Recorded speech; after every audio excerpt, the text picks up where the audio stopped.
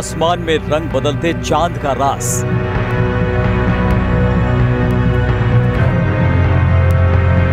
लाल चांद कितना शुभ कितना अशुभ।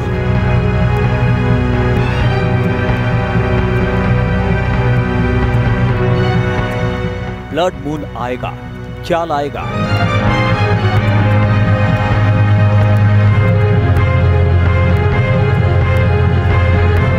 चंद्रमा के रक्त चरित्र की पूरी कहानी।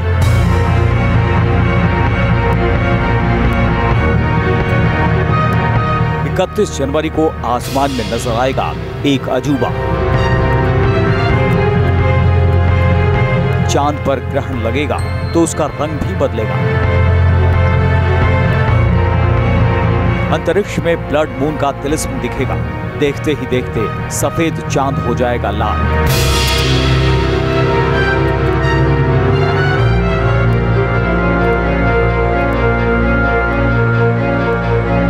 ब्लड मून को लेकर दुनिया में फैली हैं कई तरह की मान्यताएं।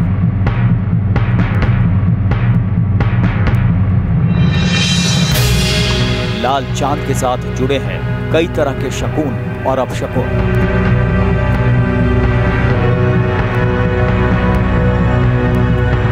क्या ब्लड मून अपने साथ कोई अनहोनी लेकर आएगा?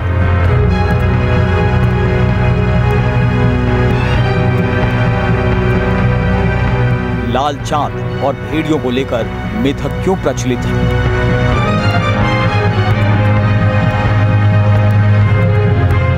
क्या चांद की बदलती दशा को देखकर भेड़िए आवाज निकालते हैं? क्या ब्लड मून की वजह से बदल सकती है ग्रहों की चाल?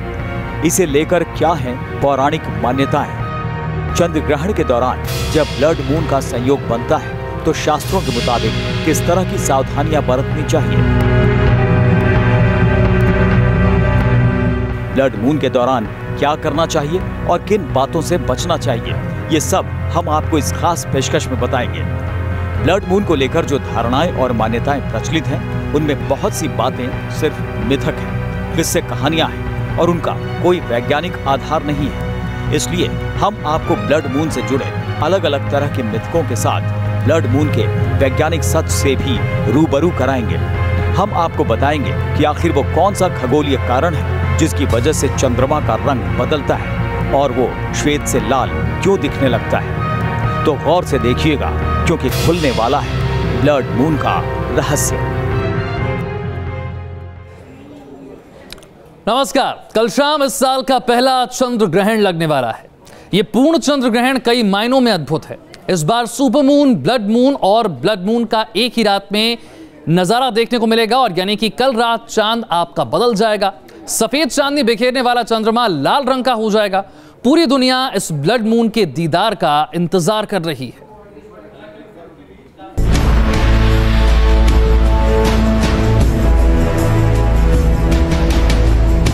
चंद घंटे बाद आसमान में दिखेगा ऐसा अद्भुत नजारा जिसका इंतजार दशकों से था।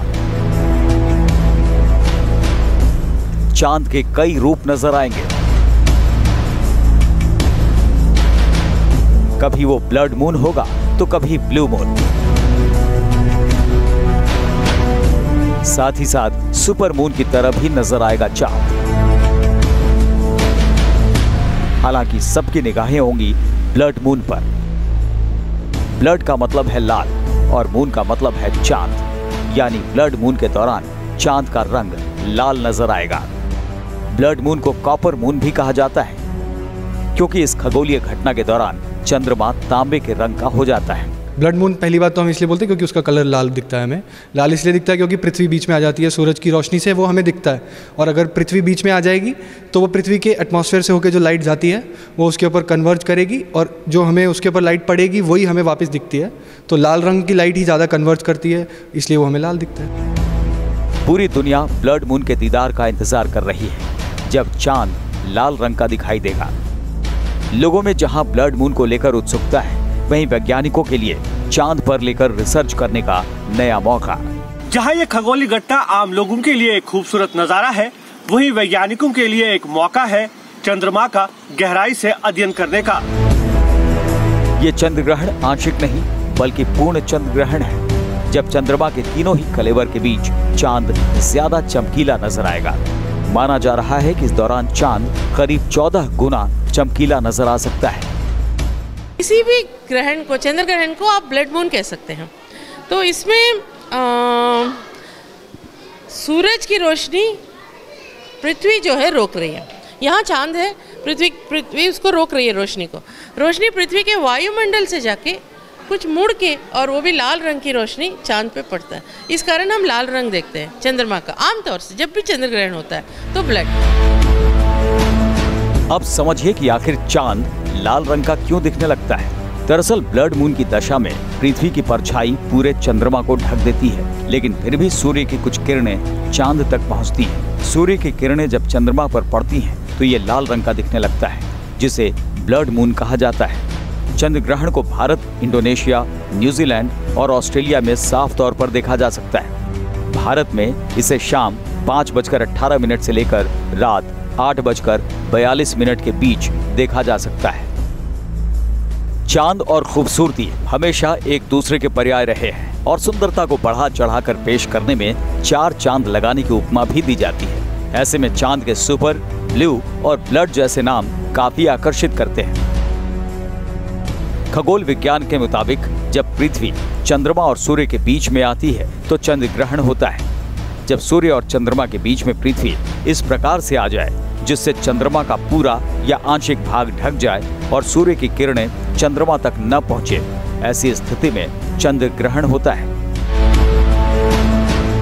चंद्र ग्रहण के दौरान जब चंद्रमा सूर्य की रोशनी से दूर होते हुए पृथ्वी की छाया में होता है तब चांद का रंग लाल हो जाता है। पूर्ण चंद्र ग्रहण के दौरान सूर्य की रोशनी पृथ्वी की छाया से होती हुई पहुंचती है। बीच में पृथ्वी के वायुमंडल में मौजूद धूल की परत होती है। जब रोशनी इस परत से गुजरती है और चांद पर पहुंचती है तो ये लाल नजर आता है। इसे ही ब्लड मून कहते हैं। पूर्ण ग्रहण के समय चंद्रमा पूरी तरह से विलुप्त नहीं हो जाएगा, लेकिन उसकी सतह पर फिर भी सूर्य का प्रकाश थोड़ा सा पहुंचता है। ऐसा इसलिए होता है कि पृथ्वी के वातावरण से गुजरते समय सूर्य का प्रकाश थोड़ा सा छितरा जाता है, तो उसका जो प्रकाश का जो नीला अंश है वो कम छितराता है, जो लाल वाला हिस्सा है वो ज़्यादा छितराता है। ये हिस्सा चंद्रमा की सतह पर पड़ता है। लाल हिस्सा जो है चंद्रमा को थोड़ा सा लालिमा लिए हुए बना देता है। ब्लड मून को लेकर वैज्ञानिकों का कहना है कि इससे किसी भी तरह डरने की जरूरत नहीं है। ये चंद्र ग्रहण से जुड़ी एक वैज्ञानिक घटना है। इसे खगोल के एक अद्भुत नजारे के तौर पर देखा जाना चाहिए। सबसे बड़ी बात यह है कि किसी अंधविश्वास के चक्कर में न पड़ें, बल्कि इस होने वाले खगोलीय घटना को एक तरह से करीब से देखें, अपनी खुली आंखों से देखें, एंजॉय करें और ज़्यादा से ज़्यादा आप इससे अपने आप को चांद से रिलेट करने का मौका समझें, न कि किसी अंधविश्वास के चलते आप इससे दूर हो जाएं और इस शानदार खगोलीय घटना से वंचित रह जाएं। कमल किशोर के साथ मधुरेंद्र कुमार, न्यूज़ नेशन, दिल्ली। चंद्र ग्रहण को लेकर कई तरह की धार्मिक मान्यताएं प्रचलित हैं। ग्रहण का संबंध तंत्र मंत्र से भी जोड़ा जाता है। ग्रहण के दौरान स्नान और पूजा पाठ का विशेष महत्व है।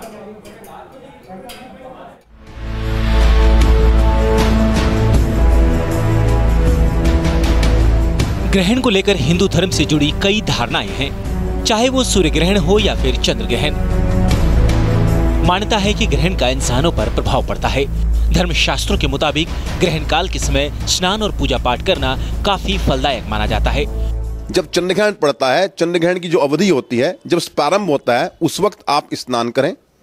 स्नान के बाद जो है आप जो है यदि कोई जप करना चाहते हैं, आप कोई ध्यान करना चाहते हैं, तो अति उत्तम समय होता है। शरीर के अंदर अपनी जो कुंडलिनी शक्ति है उसको जागृत करने का ये सबसे महत्वपूर्ण समय योगियों ने कहा है, ज्योतिष में भी कहा है।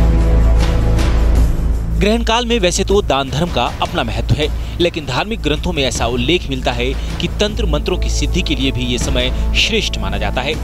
धर्म और ज्योतिष के जानकारों के मुताबिक ग्रहण काल के दौरान किए गए मंत्रों की सिद्धि कई गुना ज्यादा होती है। अगर साधारण समय के अंदर कोई मंत्र का जाप किया जाए तो उसका फल 1 गुना ही है। इस काल में, इस 3 घंटे में, इस 2 घंटे में जो ग्रहण का पीरियड है, इसमें किया हुआ जाप जो है 100 गुणित होता है। ज्योतिषाचार्य के मुताबिक ग्रहण न सिर्फ इंसानों पर बल्कि जानवरों और पेड़ पौधों पर भी अपना प्रभाव डालते हैं। मानता है कि चंद्र ग्रहण में चंद्रमा की अमृत रूपी किरणें पृथ्वी पर आने से रुक जाती हैं, जिसका प्रभाव धरती पर मौजूद सभी लोगों पर पड़ता है। इस वक्त जो है जो ऊर्जा जो है जो पृथ्वी की ऊर्जा है उसके अंदर एक विशेष रूप से जो है वो परिवर्तन देखने का महसूस किया जाता है चंद्र ग्रहण काल के समय, क्योंकि रात्रि काल में होता है। अतः इस ग्रहण के अंदर समस्त जीव जंतु प्रभावित होंगे। ऐसा कहा जाता है कि ग्रहण में सभी वस्तुओं में कुश डाल देना चाहिए। विश्वास किया जाता है कि कुश से दूषित किरणों का प्रभाव नहीं पड़ता है, क्योंकि कुश जड़ी बूटी का काम करती है। धर्म और ज्योतिष के जानकारों के मुताबिक ग्रहण का असर हर राशि पर पड़ता है। गर्भवती स्त्री और उसके होने वाले बच्चे के लिए इसे शुभ नहीं माना जाता है। धार्मिक मान्यता के अनुसार ग्रहण के समय तुलसी और शमी के पेड़ को नहीं छूना चाहिए। ग्रहण काल में कैंची या चाकू जैसी धारदार वस्तु का प्रयोग नहीं करना चाहिए।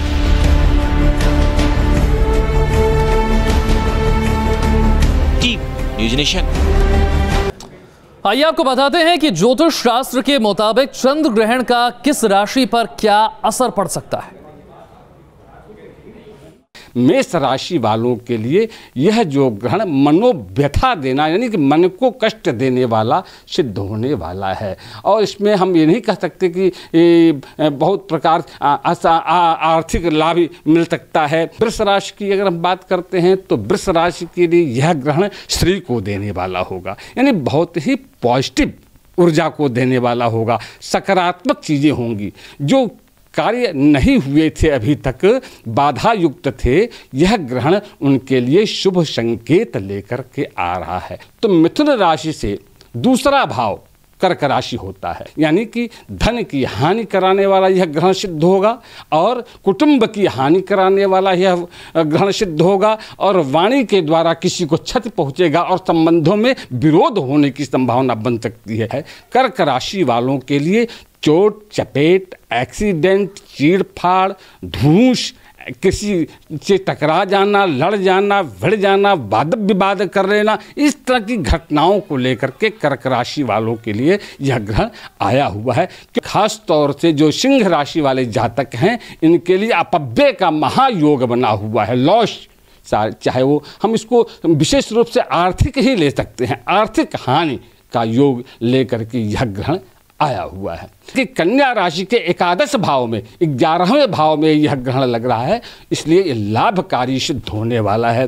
तुला राशि वाले जातक के लिए भी यह ग्रहण श्री को, सुख को, लाभ को देने वाला सिद्ध होगा। उनके लिए बहुत ज़्यादा निगेटिव प्रभाव नहीं है, लेकिन राजकीय राज कामों में थोड़ा सा व्यवधान उत्पन्न कर सकता है। वृश्चिक राशि वाले जातक थोड़ा सा सावधान रहने की जरूरत है। इनको बहुत ज़्यादा कष्ट तो नहीं है इस ग्रहण के प्रभाव का, लेकिन मान सम्मान का ठेस पहुंच सकता है। किसी बात कि कोई अपजस लग सकता है, इनके अपजस से बचें। धन राशि वाले जातकों के लिए यह ग्रहण एकदम से सुखकारी नहीं है, यानी बहुत ही हानिकारक प्रभाव, सबसे अधिक हानिकारक प्रभाव अगर इस ग्रहण का पड़ रहा है तो धन राशि वाले जातकों के लिए, क्योंकि धन राशि वाले जातकों के लिए यह ग्रहण मृत्यु स्थान पर लग रहा है। तो मृत्यु तुल्य कष्ट ऐसा कहते हैं धर्मशास्त्रों में। मकर राशि वाले जातकों के लिए बहुत ज़्यादा नकारात्मक ऊर्जा को देने वाला तो नहीं होगा, लेकिन संबंधों को, अगर पति है तो पत्नी अथवा पत्नी है तो पति, इन पति पत्नी के संबंधों को यानी दाम्पत्य जीवन को प्रभावित करने वाला यह ग्रहण उसको निगेटिव से प्रभाव से प्रभावित कर नकारात्मक ऊर्जा देने वाला ग्रहण होगा। तो कुंभ राशि की अगर हम बात करें तो कुंभ राशि वालों के लिए शुभ संकेत है, क्योंकि यह ग्रहण कुंभ राशि वाले जातकों के लिए छठे भाव पर लग रहा है। छठा भाव होता है रोग, ऋण और शत्रु। इस भाव पर ग्रहण लगने से इन पर विजय प्राप्त होती है। मीन राशि वाले जातकों के लिए यह ग्रहण बहुत ज़्यादा निगेटिव तो नहीं है, लेकिन चिंताकारक होगा। क्यों? क्योंकि जो पांचवा भाव कुंडली का होता है वह विवेक का होता है, मन का होता है, और विवेक पर ही ग्रहण लग जाए। जब विवेक पर व्यक्ति के ग्रहण लग जाता है तो गलत भी चीज़ें सोचता है, गलत निर्णय ले लेता है, जिसको लेकर के चिंताएं तमाम प्रकार की बढ़ जाती हैं। जैसा कि धर्मशास्त्रों में बताया गया है कि चिंता चिता से बढ़ के है,